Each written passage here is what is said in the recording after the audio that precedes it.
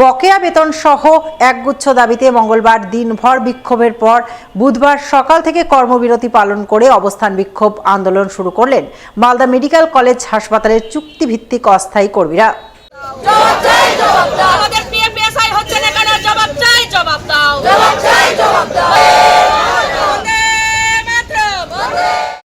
চুক্তিভিত্তিক অস্থায়ী কর্মীদের আন্দোলনের জেরে মালদা মেডিকেল কলেজ হাসপাতালে চিকিৎসার জন্য আসা রোগী ও রোগীর পরিবারবর্গ চরম দুর্ভোগে পড়েন। রোগীর পরিবারের লোকজনেরাই রোগীকে কোলে করে ওয়ার্ডে নিয়ে যেতে বাধ্য হন। আন্দোলনকারী চুক্তিভিত্তিক অস্থায়ী কর্মীদের অভিযোগ, তারা এক ঠিকাদার সংস্থার অধীনে হাসপাতালে কাজ করেন, কিন্তু সেই ঠিকাদার সংস্থা তাদের 5 মাসের বেতন বকেয়া রেখেছে। এছাড়াও তারা পিএফ, ইএসআই সুবিধা ঠিকঠাক পাচ্ছেন না। সর্বক্ষণ তাদের উপর নজরদারি চালানো হচ্ছে। টানা কাজের মাঝে একটু বিশ্রাম নিলেই কোম্পানির রোষানলে পড়তে হচ্ছে। কয়েকজনকে কাজ থেকে ছাঁটাই করাও হয়েছে। কিছু বলতে গেলেই তাদের হুমকি, ভয়ভীতি দেখানো হচ্ছে। এই সমস্ত কিছুর প্রতিবাদে এবং বকেয়া 5 মাসের বেতনের দাবিতে মঙ্গলবার তারা দিনভর মালদা মেডিকেল কলেজ হাসপাতালের সুপার, অ্যাসিস্ট্যান্ট সুপারকে ঘিরে বিক্ষোভ দেখান, কিন্তু তাতেও কোনো লাভ হয়নি। তাই বুধবার সকাল থেকে তারা কর্মবিরতি পালন করে অবস্থান বিক্ষোভ আন্দোলন করতে বাধ্য হচ্ছেন। যতক্ষণ তাদের দাবি দেওয়া না মানা হচ্ছে, তারা আন্দোলন চালিয়ে যাবেন। আমরা যখন কাজে নামি আমাদের প্রচুরভাবে মেন্টালি টর্চার করে। মিনিটে মিনিটে 1000টা সুপারভাইজারেরা রেখেছে, 1000টা চেক করতে আসছে। না আমরা বাথরুম যেতে পারছি, না আমরা খেতে পারছি। মানে ওরা একটা খুদ বের করছে, যে একটা জনের খুদ পেয়ে যাচ্ছে সে কাজ থেকে বাদ, ওই সাসপেন্ড, ওই চলে গেল। তার পরিবর্তনে নতুন লোক নিয়ে নিল। আমাদের 135-এর মধ্যে নতুন লোক ঢুকলো কি করে? ওই যদি নতুন লোক নাই তাহলে ওরা 300 এমএসবিপি 300 কোটা করুক। 300 লোক যদি নাই তো 300 কোটা করুক। আমাদের 135 জনকে বের করে ওই 135 জন ঢুকাতে পারে না। আজকে আমরা এই যে আন্দোলনে বসে আছি, আমাদের 7 দিনের কারো বেতন কাটছে, ফুল বেতন খাটার থেকে কারো 6 দিনের কাটছে, কারো 5 দিনের কাটছে। প্রচুর হালে মেন্টালি টর্চার করছে, ভয় খাওয়াচ্ছে, 50 বার ছবি তুলতে আসছে, 50 বার বাথরুম যেতে পারছি না, আমরা খেতে একটু যেতে পারছি না, একটু চা খেতে পারছি না। আর আমরা 9টা থেকে 4টা অবধি আমাদেরকে ডিউটি করে দিচ্ছে, টাইম সিস্টেম করে দিচ্ছে। তার মধ্যে তো আমরা 5 মিনিট তো একটু বাথরুম যেতে পারবো। আজকে কাজ বন্ধ রেখেছেন? আজকে আমরা কাজ বন্ধ রেখেছি। এদিকে বকেয়া বেতন সহ একগুচ্ছ দাবিতে বুধবার সকাল থেকে চুক্তিভিত্তিক অস্থায়ী কর্মীদের কর্মবিরতি আন্দোলনের কথা জানতে পেরে হাসপাতালে ছুটে যান হাসপাতালের রোগী কল্যাণ সমিতির সদস্য তথা ইংরেজবাজার পৌরসভার চেয়ারম্যান কৃষ্ণেন্দু চৌধুরী। ঘটনাস্থলে পৌঁছান মালদা মেডিকেল কলেজ হাসপাতালের সুপার ডক্টর প্রসেনজিৎ বর। তাদের কাছে পেয়ে আন্দোলনকারীরা তাদের সামনেও বিক্ষোভ দেখান, তাদের দাবি দেওয়ার কথা তুলে ধরেন।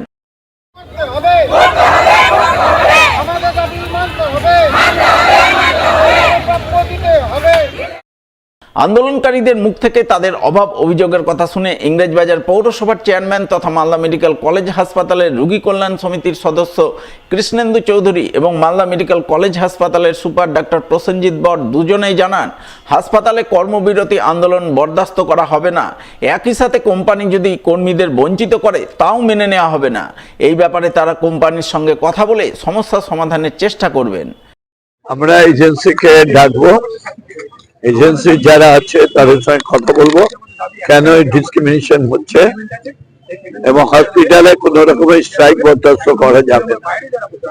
ওদের দাবি দাওয়া যা আছে সব আমরা শুনবো। This is law already establish হয়ে গেছে। আমাদের কাজ হচ্ছে এদের প্রবলেম গুলো দেখে সর্ট আউট করে সবকিছু করা, এবং যদি দেখা যায় এজেন্সিরা এদের এক্সপ্লয়েট করছে, এদের বেতন কেটে দিচ্ছে, এদের পেনশন দিচ্ছে না, তাহলে তার এগেইনস্টেও আমরা অ্যাকশন নেব। যেহেতু কর্মীরা স্ট্রাইক করছে, কিছু পরিষেবা ব্যাহত হচ্ছে সেটা দেখতেই পাচ্ছি, এবং আমরা ওদের কাছে রিকোয়েস্ট করছি যারা কাজে যাক, তাদের সমস্যাগুলো ওরা লিখিত করে জানাবে, আমরা সেগুলো বিচার বিবেচনা করবো, কোম্পানির সঙ্গে আলোচনা করবো এবং আমাদের কমিটি সব আলোচনা করে এগুলো দেখবো। নতুন কোম্পানি তো চেঞ্জ হতেই পারে, কোম্পানি চেঞ্জ হলে নতুন কোম্পানি আসবে, সেটা ঠিক আছে, কিন্তু সেখানে তারা যদি হ্যারাসমেন্ট করে সেগুলো আমাদের খতিয়ে দেখতে হবে, যে কি কারণে হ্যারাসমেন্ট করছে সেগুলো আমরা খতিয়ে দেখে তার ব্যবস্থা নেব। গ্রামীণ রাস্তায় ট্রাক্টর উল্টে ঘটল মর্মান্তিক ঘটনা। ট্রাক্টরের নিচে চাপা পড়ে মৃত্যু হলো ট্রাক্টর চালকের। বুধবার বেলা 12টা নাগাদ ঘটনাটি ঘটেছে মালদার গাজল থানার কর্কচ অঞ্চলের উত্তর মালডাঙ্গা এলাকায়। জানা গেছে দুর্ঘটনায় মৃত ট্রাক্টর চালকের নাম মাসিদুর রহমান, বয়স 18 বছর, বাড়ি উত্তর দিনাজপুর জেলার ইটাহার থানার কৈল গ্রামে। তিনি প্রতিদিনের মতো বুধবার সকালেও ট্রাক্টর নিয়ে কাজে বের হন, কিন্তু গাজলের মালডাঙ্গা এলাকায় হঠাৎ করেই ট্রলি সমেত ট্রাক্টর উল্টে যায়। ওই সময় ট্রাক্টরের নিচে চাপা পড়ে ঘটনাস্থলেই তার মর্মান্তিক মৃত্যু হয়। পরে ঘটনার খবর পেয়ে গাজল থানার পুলিশ ঘটনাস্থলে ছুটে যায়। প্রথমে পুলিশ মৃতদেহটি উদ্ধার করে ময়না তদন্তে পাঠায়। পরে দুর্ঘটনার কারণ খতিয়ে দেখতে তদন্ত শুরু করে। আজকে করখোজ গ্রাম পঞ্চায়েতের অধীন কাঁচামিঠা গ্রাম, যেখানে ঘটনাটা ঘটেছে সেটা হচ্ছে মালডাঙ্গা যাওয়ার রাস্তায়। এখানে ঠিক 12টা নাগাদ এ মাল নিয়ে 12টার আগে মাল নিয়ে যাচ্ছিল উত্তর মালডাঙ্গায়, মাল ফেলিয়ে দিয়ে ফাঁকা ট্রাক্টর নিয়ে বাড়ি ফিরছিলেন। আমার সময় স্টাইং ফেলে হোক আর কোনো কারণে হোক রাস্তা থেকে গাড়ি পাল্টি খায়। তারপরে পাশে ভুট্টার জমি ছিল, সেখানে পাল্টি খায়। এরপর তারপরে এলাকাবাসী যারা দেখতে পেয়েছে তৎক্ষণাৎ তাকে ওখান থেকে ট্রাক্টর ওখান থেকে তুলে ছেলেটাকে ওখান থেকে উদ্ধার করে গাজল জেনারেল হাসপাতালে পাঠানো হলো। যে একদম স্পট ডেথ বলা যায়, কারণ স্পট ডেথ তো ডাক্তারবাবুরা বলবেন, তো ও যা পজিশন ও নেই।